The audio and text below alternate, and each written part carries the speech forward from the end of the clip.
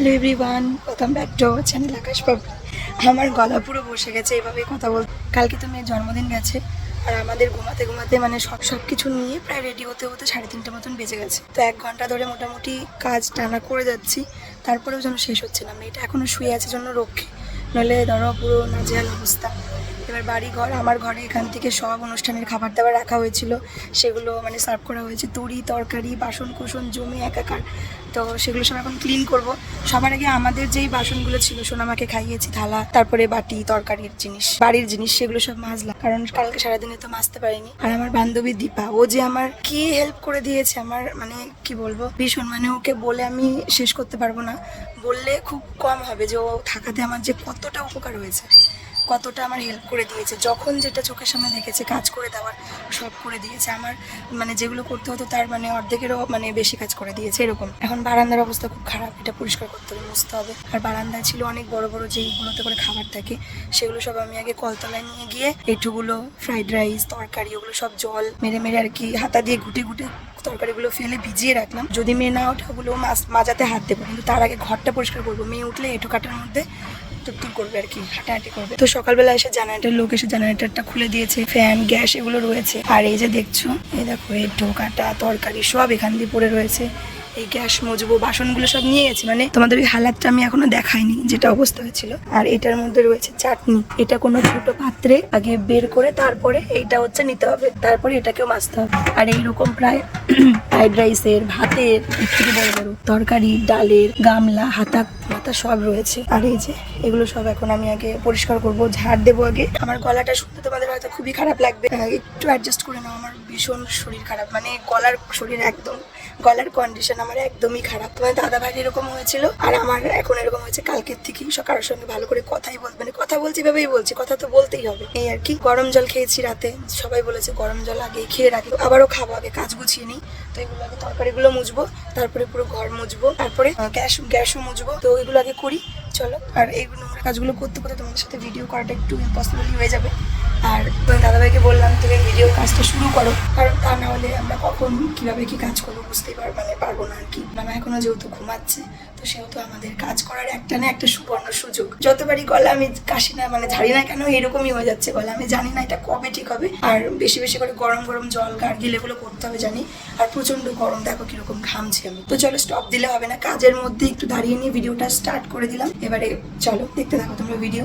ঘরের মধ্যে পুরো অগোছালো, শোনা আমাকে সবাই ভালোবাসে, অনেক গিফট দিয়েছে, সেগুলো সব ঘর ভর্তি ছড়ানো ছিটানো রয়েছে। ঘরে এখন হাত দিতে পারিনি, ঘরে তো অত এঁটো কাটা নোংরা কাটা হয়নি, মানে নোংরা হয়েছে ওগুলো নর্মাল মুসলি হবে। বারান্দা দিয়ে এঁটো মেটো ভর্তি, তো এগুলো একটু ডিপ ক্লিন করতে হবে। তো চলো টাটা, আবার পরে আসি।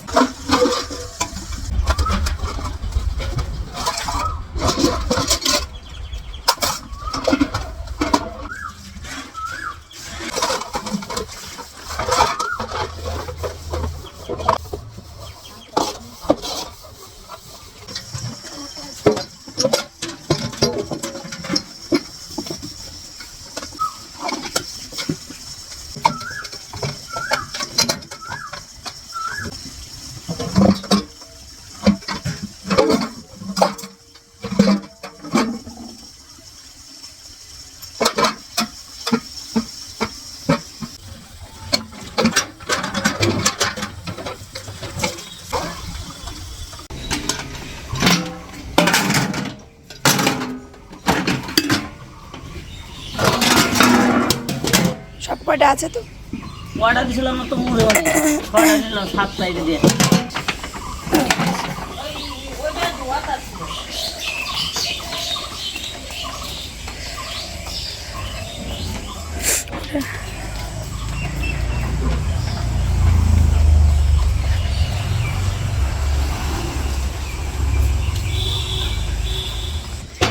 অনুষ্ঠানের বাসনপত্র ভালোভাবে ক্লিনই থাকে না, আমাদের বাড়ি আনার পর সেগুলো আবার ভালো করে মেজে তারপরে ব্যবহার করতে হচ্ছে। কালকের অনুষ্ঠানে যে সমস্ত শাড়ি পরেছিলাম সেগুলো কিন্তু সব কেচে মেলে দিচ্ছি। বাড়ির ভিতরে দড়িগুলো সব খোলা হয়েছে ওই তাঁবু টানানোর জন্য, তাই ভিতরে মেলে দিচ্ছি, মানে আমার ঘরের সামনে না, মানে ভিতর বাড়িটা আর কি মেলে দিচ্ছি। আর একজন দিদিভাই দেখি আমার একটা শর্ট ভিডিওতে কমেন্ট করেছিলে যে এই শাড়িটা তো অনেকবার পরেছো, তবে ভালো লাগছে। তবে আমি কিন্তু কোনো অনুষ্ঠানেই প্রথম আমি এই সাদা শাড়িটা পরলাম, আর প্রথমবার আমি ভিডিও শুটের জন্যই একবার পরেছিলাম, এটা দিয়ে সেকেন্ড টাইম পরলাম। তো চলো, অনেক কাজ, ঘর মোছা মোছামুছি, মেয়েকে স্নান খাওয়ানো, বারবার অনেক কিছু কাজ রয়েছে, সব কমপ্লিট করি। সারা দিন পর এখন আমি আবারও আসলাম। এখন কটা বাজে বলো তো? এখন 6:30 বাজে। তো এখন বাজে হচ্ছে সন্ধ্যে 6:30। ঘর দুবার করে মুছেছি। এই যে পুরো মানে সব থেকে ফ্রেশনেস আসে হচ্ছে ঘর, মানে মেঝেটা যদি পরিষ্কার থাকে আর বিছানাটা যদি পরিষ্কার থাকে। এই যে মানে পুরো মেঝে পরিষ্কার করে ঝেড়ে ডেটল ফিনাইল দিয়ে একদম মুছে। আর এই যে এখনো কিন্তু এগুলো রয়েছে টুকটাক বেলুন। আর এই যে আমার সোনা মাম্মা কোলে, আমার দেখি মাটাকে, আমার মাটাকে দেখি।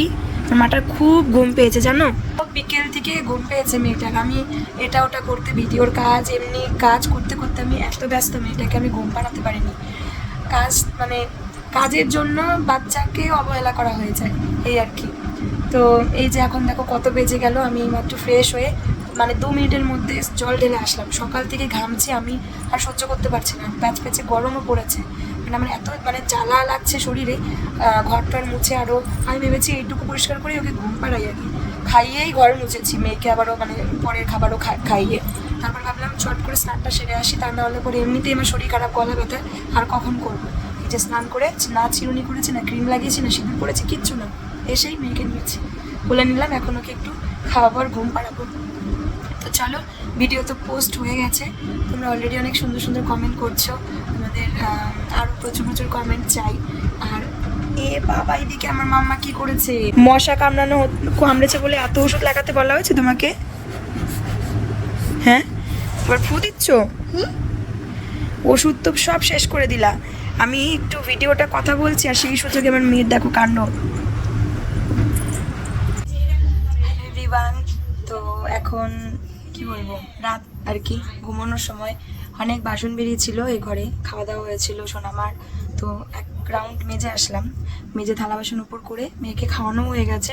ওই রাতের এক গাদা জমা ইটো কাটা সহ বাসনগুলো থাকলে খুব বিরক্তি লাগে, মানে ঘরটাও অপরিচ্ছন্ন লাগে, তার সঙ্গে একটা চাপ, মানে মনে হয় যেন সকালবেলা নোংরা হয়ে থাকবে, ঘুম থেকে উঠেই ওই জিনিসগুলোর জন্য কেমন একটা লাগে। মেয়ের খাবার রেডি করার একটা তাড়া থাকে, তো সব কিছু থালা বাসন অনেক ছিল এ ঘরে, তো সেগুলো সব মাজলাম। আর এখন ভাত খেতে বসলাম, সবার খাওয়া হয়ে গেছে।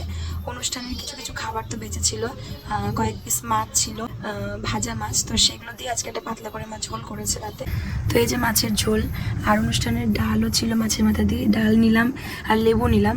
আর এখানে একটা মাছ ভাজা, এটা সোনামার মানে রাখা ছিল, তো ডালের সঙ্গে দেখি মাছ ভাজাটা দিয়ে খাবো। এই তরকারিটা নাও খেতে পারি, কালকে হয়তো বা খাবো, আর যদি এটা খেতে ভালো না লাগে তাহলে তরকারি দিয়ে খাবো।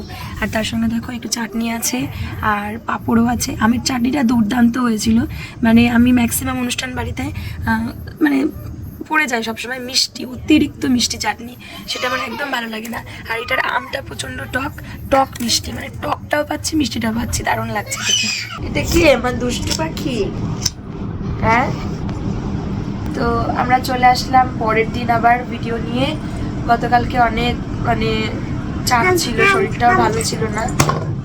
এ বাবা, কি করলি মা এটা? তো কালকে ওই জন্য খুব একটা ভালোভাবে ভিডিও শ্যুট হয়নি। আর আজকে দেখো সোনামাকে, আজকে আমাদের এখানে বৃষ্টি হলো সকালবেলা, আবার এখন রোদ বেরিয়েছে। সকাল থেকে মোটামুটি একটু রোদ, তারপরে মেঘলা ছিল, বৃষ্টিও হলো। আর ওই বৃষ্টির মধ্যে সোনামার জামা কাপড়গুলো সব কেচে দিয়েছি, ভাবলাম যে তাড়াতাড়ি কেচে দিই, সারাদিনের কেমন কি অবস্থা হবে না হবে, তার জন্য। মা আস্তে আস্তে যাবা? তো উঠোন ফুটন ঝাড় দিয়ে ওই মানে অনুষ্ঠানের আইসক্রিমের প্যাকেট, কাগজ টাগজ ছিল, ওগুলোকে পুড়িয়ে ফেলতে হবে বা মানে দূরে কোথাও ফেলতে হবে। তো ওগুলো সব জড়ো করে করে রেখে তারপরে রাতেই বাসন টাসন মেজে রেখেছিলাম, টুকটাক বাসন মেজে সোনামাকে এজে উঠলো, ওকে খাওয়ানো হয়ে গেছে, মানে এখন ওঠেনি, উঠেছে অনেকক্ষণ আগে, আর খাওয়ানো হয়ে গেছে। আবারও স্নান করানোর পরে 1 ঘন্টা পর খাওয়াবো। এখন কিন্তু 12টা বেজে গেছে, তাই ওকে আমি এখনই স্নান করিয়ে দেবো। তো দাদাভাইকে বললাম জলটা এনে দাও, ও জল এনে দিল স্নানের। এখন জলটা গরম করবো, তারপর ওকে স্নান করিয়ে দেবো। এখন হয়তো এক্স্যাক্ট 12টাই বাজে, আর আমরাও ব্রেকফাস্ট করে নিয়েছি, খাওয়া দাওয়া করবো আরও খানিক বাদে। ভিডিওর কাজ এখনো শুরু হয়নি আমাদের। এখানে আসো। আর সোনামার জন্মদিনের খুশি এখনো কাটেনি, তাই না? কই ভলু, কই ভলু? বেবি বেবি বলবে, ভলুদের জড়িয়ে ধরবে, খেলবে, ওরকম করে নাকি? তাই আমার পাকা ভলুতে হামি দাও তো মামাকে, করবা? চল বাড়ি চল। আমার সোনামা, দেখি আমার সোনামাকে, আমার সোনামার মাথাটা টাকলু করে দেবো, টাকলু। দেখি টাকলু হবে? হ্যাঁ। এই চুলগুলো কেটে দেবো মা? হ্যাঁ না, তার মানে টাকলু মানে মনে হয় বোঝেই না। ও মা তাকাও তাকাও, এই যে এই সুন্দর চুলগুলোকে কেটে দেবো। হ্যাঁ, এই সুন্দর চুলগুলো কেটে দেবো, তুমি আর চুল বাঁধতে পারবে না, এই যে ক্লিপ লাগাতে পারবে না। হ্যাঁ কাটবে, চুল কাটবে? এই চুলগুলোকে কেটে দেবো বাবা, এই চুলগুলোকে কেটে দেবো, এই চুলগুলোকে। হ্যাঁ না বাবা রে, কি জানি। তো ভাবছি ওকে কোন দিন ন্যাড়া করালে ভালো হয় বলো তো, কারণ ন্যাড়া তো করাতে হবে, আবার কিছুদিন পর দেখো পয়লা বৈশাখ। এ বাবা বাবা বাবা, একটার পর একটা তো ওকেশন আসতেই থাকবে, সেটা ভেবে তো বসে থাকলে হবে না। জন্মের পরে চুল একবার ন্যাড়া করতেই হবে। আমার কি কষ্ট লাগছে আমার সোনামা, আমার এত সুন্দর সুন্দর চুলগুলো কেটে দেবো। হ্যাঁ আমার খুব খারাপ লাগে চুল কাটতে। আমার মেয়ের যে কেমন লাগবে জানি না, ও সাজু করতে খুব পছন্দ করে। ও তার মানে এতদিন টাকলু মানে বুঝতো না, ওর কাছে একটা ফানি ওয়ার্ড মনে হতো, তাই ও হ্যাঁ হাসতো। আর এই যে এখন বলছে চুল কেটে দেবো, বলছে না। চুল কেটে দেবো মা তোমার? চুলগুলো কেটে দেই? উফ উফ, বোঝেই না পাগলিটা। চলো তোমাদের সঙ্গে সোনামার গিফট আনবক্সিং এর ভিডিও শেয়ার করতে হবে। সোনামাকে সবাই ভালোবেসে উপহার দিয়েছে, সেগুলো দেখো রয়েছে এখনো, ওগুলো মানে দেখা হয়নি, সোনামাকে দেখানো হয়নি। সোনামা তো খেলা করবে, নিউ ড্রেস, সেগুলো দেখে যে কি খুশি হবে ওগুলো দেখে, এখনো তো ওগুলো দেখেইনি। একটা শুধু মানে একটা দুটো জিনিস যেগুলো ওপেন রয়েছে সেগুলো নিয়ে খেলছে। বড় মামা একটা অনেক বড় ভোলো দিয়েছে, সেটা দিয়ে খেলছে। তারপরে স্টাডি টেবিল আছে, সেটা দিয়ে খেলছে। সাইকেল মানে অনেক যেগুলো বাইরে আর কি, সেগুলো দিয়ে খেলছে। তো চলো সোনামাকে স্নান করিয়ে দিই এখন।